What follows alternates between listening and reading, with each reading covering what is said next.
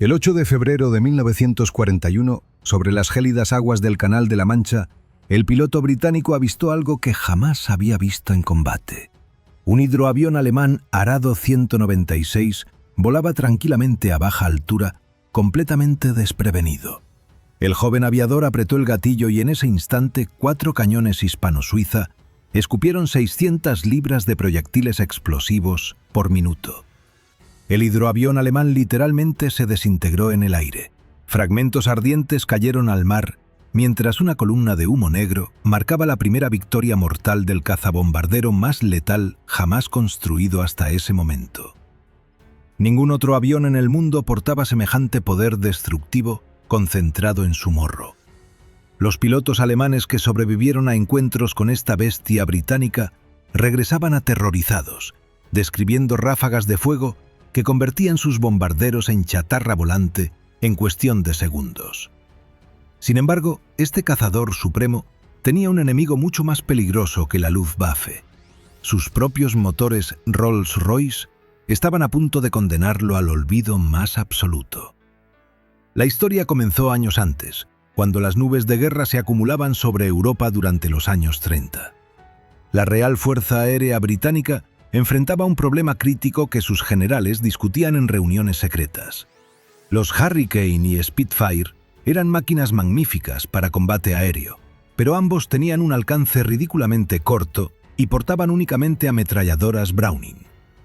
Los estrategas militares comprendían que la guerra venidera requeriría cazas capaces de escoltar bombarderos hasta lo más profundo del territorio enemigo y destruir aviones germanos con armamento de calibre superior. Los diseñadores aeronáuticos de todo el mundo llegaban a la misma conclusión alarmante. Las velocidades de ataque se incrementaban vertiginosamente, reduciendo el tiempo de disparo disponible para los pilotos. Aquellos escasos segundos de fuego debían contar como nunca antes. El Ministerio del Aire británico estudió el problema durante meses enteros.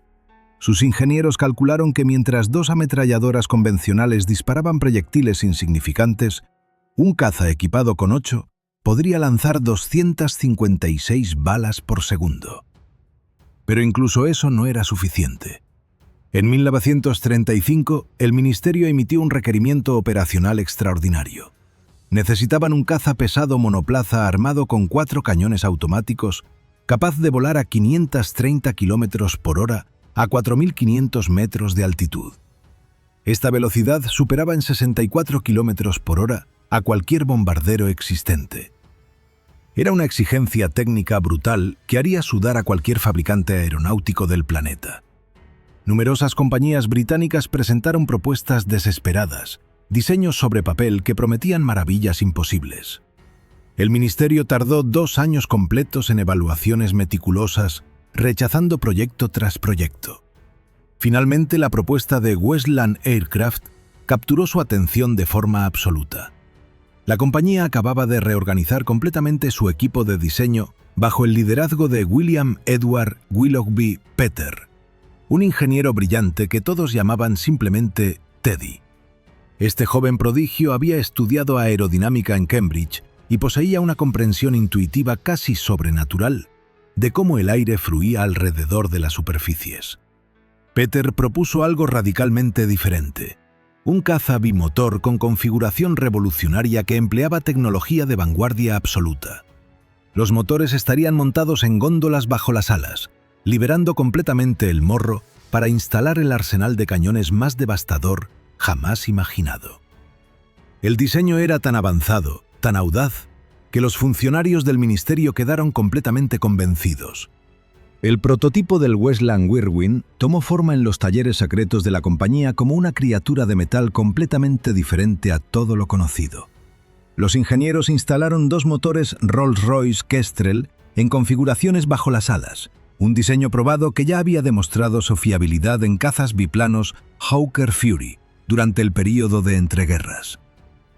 Pero lo verdaderamente revolucionario llegaba en detalles que ningún otro caza británico poseía en aquel momento. La cabina presentaba una cúpula de burbuja transparente que proporcionaba visibilidad panorámica absoluta, permitiendo al piloto detectar amenazas desde cualquier ángulo imaginable. La estructura completa se fabricó en metal con revestimiento de magnesio en la sección trasera del fuselaje, haciendo al aparato extraordinariamente resistente comparado con los cazas de construcción mixta que aún dominaban los cielos europeos. En octubre de 1938, mientras Hitler anexionaba Checoslovaquia y Europa se tambaleaba al borde del abismo, el Whirlwind despegó por primera vez. El vuelo de prueba superó todas las expectativas de forma tan espectacular que el Ministerio del Aire casi ordenó producción inmediata sin más evaluaciones. Los pilotos de pruebas regresaron eufóricos, describiendo un avión que respondía con precisión quirúrgica y volaba más rápido que los cazas monomotores existentes. Sin embargo, Teddy Petter y su equipo vieron algo que los burócratas entusiasmados no percibían. Los motores Kestrel, aunque confiables, simplemente no proporcionaban la potencia necesaria para alcanzar el verdadero potencial del diseño. Petter propuso algo arriesgado: reemplazar los Kestrel con el flamante motor Rolls-Royce Peregrine, una versión mejorada y sobrealimentada que generaba 850 caballos de fuerza comparados con los 650 del motor anterior. La decisión parecía brillante sobre el papel. Los nuevos motores Peregrine prometían rendimiento superior en todos los aspectos operacionales. Rolls-Royce había diseñado un sistema de refrigeración ingenioso mediante radiadores canalizados instalados en la intersección de las alas, reduciendo la resistencia aerodinámica de manera significativa. Este sistema además proporcionaba calefacción a la cabina, un lujo inexistente en muchos modelos de la Real Fuerza Aérea, donde los pilotos volaban misiones congelándose literalmente a grandes altitudes. Los ingenieros modificaron el prototipo con entusiasmo desbordante, convencidos de haber creado el caza definitivo que dominaría los cielos de Europa. A principios de 1939, el programa Whirlwind finalmente alcanzó el punto donde el Ministerio del Aire podía comprometerse con órdenes masivas de producción. Los funcionarios firmaron contratos por 200 aviones como primer lote y 200 adicionales como segundo pedido. El diseño rompía todos los récords imaginables, y la Real Fuerza Aérea albergaba esperanzas enormes de que su nuevo cazador cambiaría completamente el curso de la guerra que se avecinaba inevitable. La seguridad rodeaba el proyecto de tal manera que el público británico no conocería la existencia del Whirlwind hasta 1942, 3 años completos después de su primer vuelo. Las autoridades mantenían fotografías bajo llave y prohibían menciones en prensa, temiendo que espías alemanes obtuvieran información sobre el arma secreta. Mientras tanto, en las fábricas de Westland, los trabajadores ensamblaban los primeros ejemplares de producción con meticulosidad extrema. Cada avión llevaba 4 cañones Hispano Mark I de 20 milímetros montados en el morro, capaces de disparar proyectiles explosivos que destrozarían bombarderos enemigos como papel. Los técnicos instalaban sistemas eléctricos avanzados, controles hidráulicos y equipamiento de radio que convertían al Whirlwind en una plataforma tecnológica formidable. Nadie imaginaba entonces que la decisión de usar motores Peregrine condenaría este magnífico diseño antes incluso de entrar en combate real. El destino del caza más armado del mundo pendía de un hilo invisible que pronto se rompería de la manera más devastadora posible. El primer Whirlwind de producción realizó su vuelo inaugural en junio de 1940, justo cuando Francia colapsaba bajo las botas alemanas y Gran Bretaña se preparaba desesperadamente para resistir la invasión que todos consideraban inminente.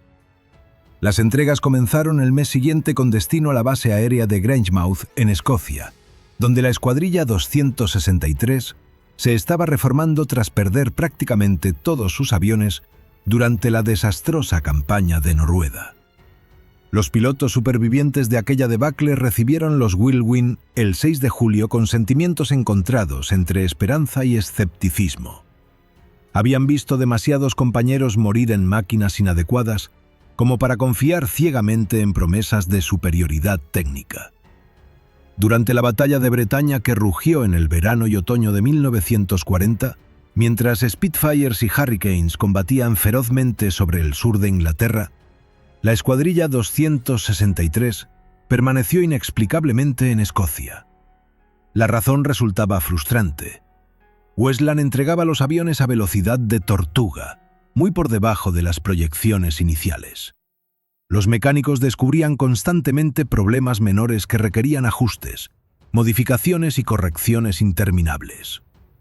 No fue sino hasta el 7 de diciembre de 1940 cuando los Whirlwind fueron declarados completamente operacionales, meses después de que la batalla decisiva ya hubiera pasado.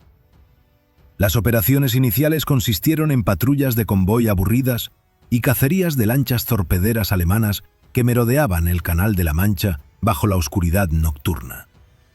A principios de 1941, la escuadrilla finalmente entró en acción real contra la temida Luftwaffe. Los encuentros con bombarderos Junkers Jo-88 y Dornier Do-217 demostraron instantáneamente la superioridad destructiva del armamento del Whirlwind. Cuando los 4 cañones abrían fuego simultáneamente, las ráfagas de proyectiles explosivos literalmente desmembraban los bombarderos enemigos en pleno vuelo. Alas arrancadas, fuselajes perforados, motores explotando en bolas de fuego. El espectáculo resultaba terrorífico, incluso para quienes lo presenciaban desde el mismo bando.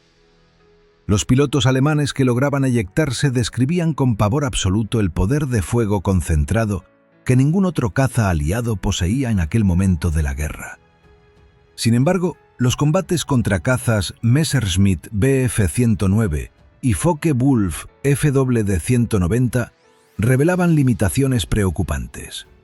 El Whirlwind alcanzaba 579 km por hora, velocidad comparable a las primeras versiones del Spitfire, y su alcance operacional duplicaba el de sus contemporáneos monomotores. Pero la maniobrabilidad decepcionaba gravemente a muchos pilotos que esperaban milagros basándose en la propaganda oficial. El avión giraba adecuadamente, pero carecía de la agilidad instintiva necesaria para duelos aéreos cerrados, donde cada segundo determinaba vida o muerte. Los cañones Hispano Mark I, a pesar de su devastador poder, sufrían atascos frecuentes en momentos críticos, y el retroceso brutal al disparar causaba moretones sangrantes en las manos de los pilotos, incluso a través de los guantes de vuelo. El problema verdaderamente catastrófico yacía en los motores Peregrine, que habían prometido rendimiento sobresaliente. Resultaron estar crónicamente subpotenciados y demostraban una fiabilidad deplorable en condiciones operacionales reales.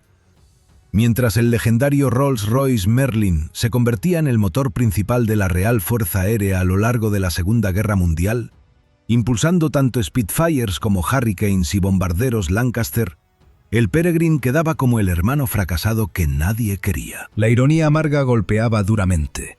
El motor consumía 3 veces más aleaciones especiales de aviación que el Merlin usado en el preciado Spitfire. Con Francia derrotada y la batalla de Bretaña rugiendo sobre territorio británico durante el verano de 1940, el gabinete de guerra ordenó que absolutamente todos los recursos se dirigieran hacia la defensa nacional inmediata. La decisión inevitable llegó como sentencia de muerte: construir tantos Spitfires y Hurricanes como fuera humanamente posible. Rolls-Royce Communications limitó brutalmente toda su capacidad productiva al motor Merlin, abandonando el desarrollo del Peregrine como si jamás hubiera existido. La compañía fabricó solamente 301 motores Peregrine en total, antes de cerrar definitivamente las líneas de producción. Una cifra ridícula comparada con los cientos de miles de Merlin que saldrían de las fábricas británicas durante los años siguientes. Esta decisión empresarial sellaba automáticamente el destino del Whirlwind de manera irreversible. Algunos oficiales del Ministerio del Aire propusieron desesperadamente continuar la producción reemplazando los Peregrine con motores Merlin disponibles en abundancia, pero los ingenieros rechazaron la idea tras evaluaciones técnicas. El Merlin era considerablemente más grande y pesado que el Peregrine, requiriendo un rediseño completo de la estructura alar y el fuselaje que consumiría tiempo y dinero que Gran Bretaña simplemente no poseía mientras luchaba por su supervivencia.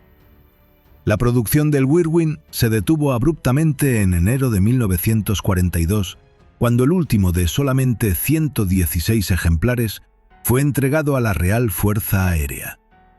De los 400 aviones ordenados originalmente con tanto entusiasmo, menos de un tercio llegó a volar realmente.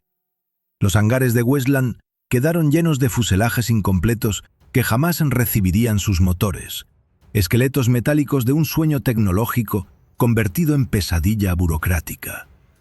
Sin embargo, los Whirlwind ya construidos aún tenían una guerra que pelear, aunque no en el papel para el cual fueron diseñados. El rendimiento deficiente de los motores Peregrine a grandes altitudes hacía imposible usar el avión como interceptor de bombarderos o escolta de largo alcance, según las especificaciones originales. La Real Fuerza Aérea tomó una decisión pragmática: convertir los Whirlwind en cazabombarderos de ataque terrestre. 67 ejemplares fueron modificados con soportes bajo las alas capaces de transportar 2 bombas de 500 libras cada una. Estos aparatos modificados recibieron el apodo de Whirly Bombers entre las tripulaciones que los operaban. La transformación resultaba irónica hasta el punto del absurdo. El caza, diseñado para destruir bombarderos enemigos a gran altitud, ahora bombardeaba objetivos terrestres volando peligrosamente bajo sobre territorio francés ocupado. Los pilotos lanzaban sus cargas explosivas contra locomotoras, puentes ferroviarios, instalaciones portuarias y convoyes de transporte que alimentaban la maquinaria bélica alemana. En septiembre de 1941, la Escuadrilla 137 recibió sus primeros Whirlwind, especializándose inmediatamente en ataques contra objetivos ferroviarios. Esta unidad desarrolló tácticas devastadoras que combinaban bombardeo preciso con ametrallamientos masivos, usando los 4 cañones de 20 milímetros. Los trenes alemanes que cruzaban el norte de Francia se convirtieron en blancos prioritarios, y las tripulaciones de locomotoras vivían aterrorizadas sabiendo que los Whirly Bombers podían aparecer sin aviso previo.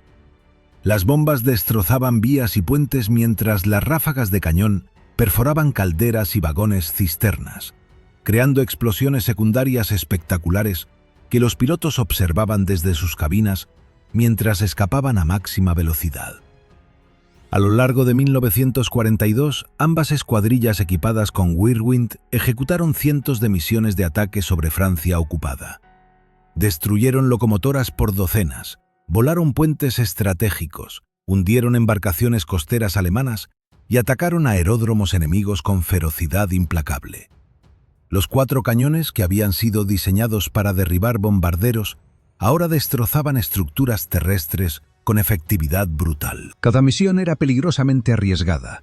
Volar bajo sobre territorio enemigo exponía a los aviones al fuego antiaéreo concentrado que los alemanes desplegaban cada vez más densamente. Los motores Peregrine poco fiables añadían otro factor de riesgo mortal, ya que fallos mecánicos sobre Francia significaban captura o muerte casi garantizadas. Mientras tanto, nuevos diseños británicos como el Hawker Typhoon entraban en servicio operacional durante 1943. El Typhoon portaba cohetes y bombas de mayor calibre, volaba más rápido que el Whirlwind y, crucialmente, usaba motores confiables producidos en masa. La obsolescencia del Whirlwind llegaba aceleradamente desde múltiples direcciones simultáneas. La Real Fuerza Aérea ordenó el retiro progresivo del Whirlwind a medida que los Typhoon llegaban en cantidades crecientes a las unidades de primera línea. La Escuadrilla 263 ejecutó su última misión de combate el 29 de junio de 1943, atacando el aeródromo alemán de Poix, en territorio francés. Los pilotos bombardearon hangares y barrieron las pistas con fuego de cañón, destruyendo varios aviones enemigos estacionados antes de retirarse bajo intenso fuego antiaéreo.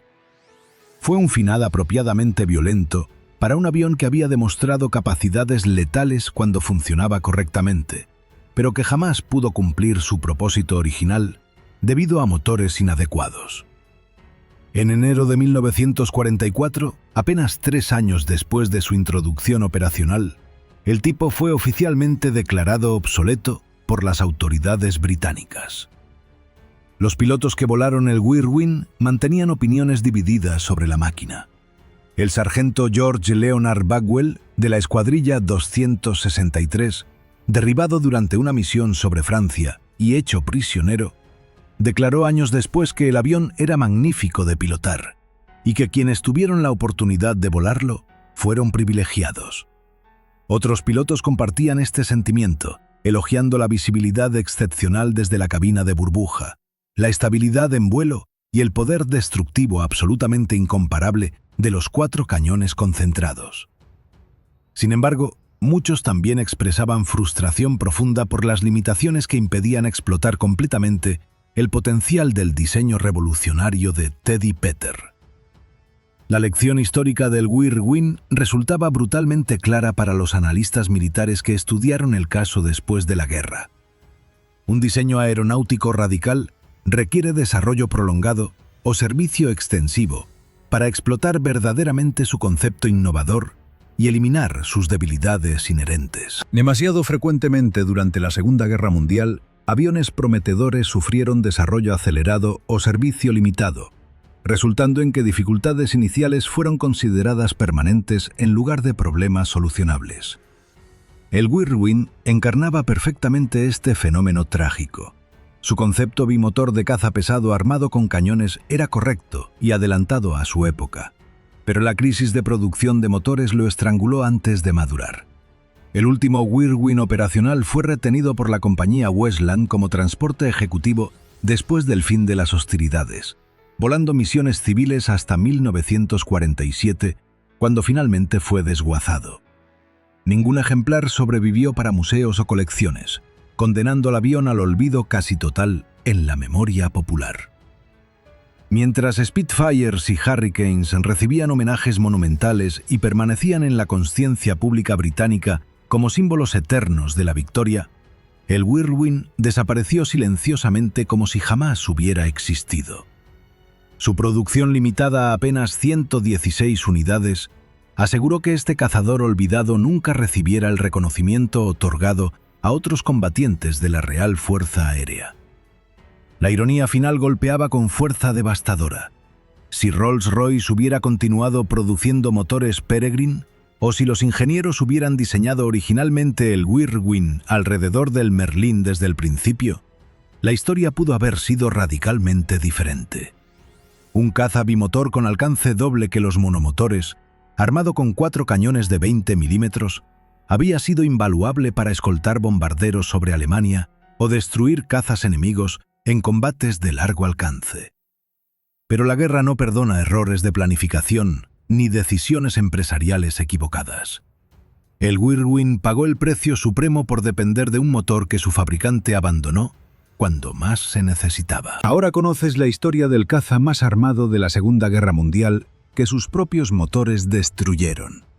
Si este relato te fascinó, demuéstralo con un me gusta, porque cada like impulsa estas historias olvidadas para que más personas las descubran. Déjame un comentario diciéndome qué otro avión legendario quieres conocer en profundidad y suscríbete al canal para no perderte las próximas historias de máquinas extraordinarias que cambiaron el curso de la historia militar para siempre.